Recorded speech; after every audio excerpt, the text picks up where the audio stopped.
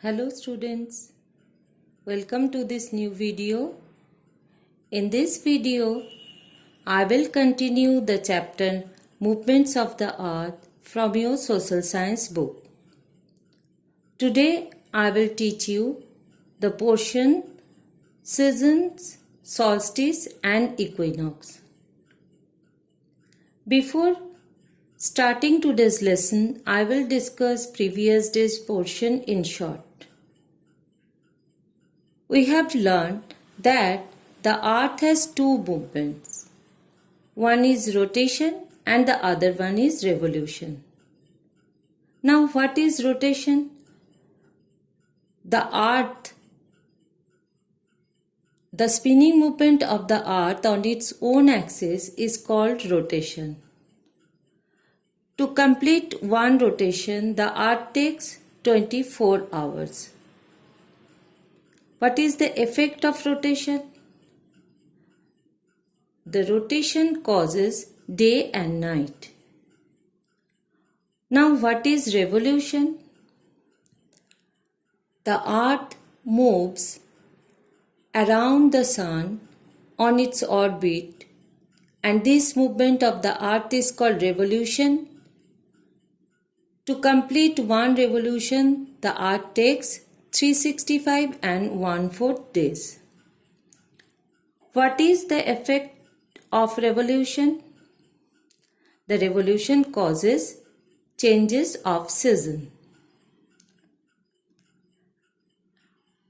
And you know that rotation and revolution takes place simultaneously. Now, today we will learn seasons, means how the season change. The slant of the earth's axis causes only one part of the earth to tilt towards the sun, and the other part of the earth remains away from the sun. The part of the earth which tilts towards the sun gets direct rays of the sun and experiences summer season, and the part away from the sun gets slanting rays of the sun and experiences winter season. When the northern hemisphere experiences summer season, means when the northern hemisphere tilts towards the sun, gets direct rays of the sun and experiences summer season, and opposite thing occurs in the southern hemisphere, because then the southern hemisphere is away from the sun and experiences winter season. Similarly, when the northern hemisphere experiences winter season, then the southern hemisphere experiences summer season. Okay. Now we will learn about solstice and equinox.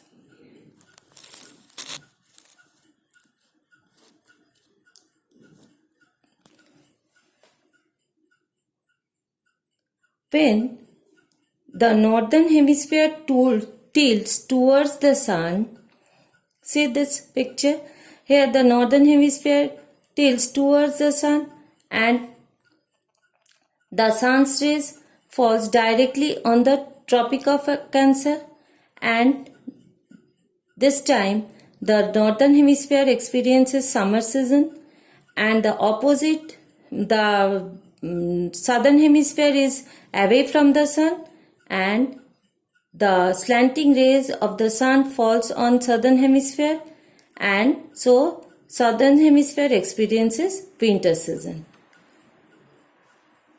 On 21st of June, northern hemisphere experiences longest day and smallest night. This position of the earth is called summer solstice in northern hemisphere and winter solstice in southern hemisphere. And this time on 21st of June, the southern hemisphere experiences shortest day and longest night. Opposite thing occurs on 22nd December. On that day, northern hemisphere experiences winter solstice, because that time northern hemisphere is away from the sun, so northern hemisphere experiences winter season and the southern hemisphere tilts towards the sun, so gets direct rays of the sun and experiences summer season. So on 22nd of December, the southern hemisphere experiences longest day, shortest night, and the northern hemisphere experiences shortest day and longest night. Northern hemisphere experiences winter season and the southern hemisphere experiences summer season. That is called winter solstice in northern hemisphere. On 22nd of December, northern hemisphere is in such a position that on 22nd of December it is called winter solstice in northern hemisphere and summer solstice in southern hemisphere. And there are 2 equinoxes every year on September and March, when the sun shines directly on the equator and the length of the day and night is nearly equal. See this position of the earth. On that 2 days, the earth rays falls directly on the equator, and on that day, the entire earth experiences equal day and equal night. This is called, on 21st of March, this is called spring equinox in northern hemisphere and autumn equinox in southern hemisphere. And on 23rd of September, the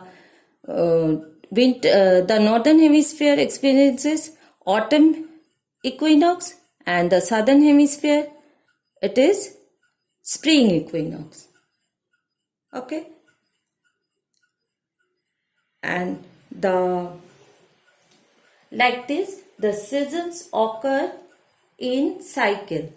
First, see here, summer season in the northern hemisphere. Then the northern hemisphere experiences autumn equinox. Then winter comes in the northern hemisphere. Then again, on 21st of March, the northern hemisphere experiences spring. Then again summer comes in the northern hemisphere and opposite occurs in the southern hemisphere. Okay students, so this is the lesson for today. I will meet you in the next video. Till then, keep learning. Thank you for listening. See you in the next video.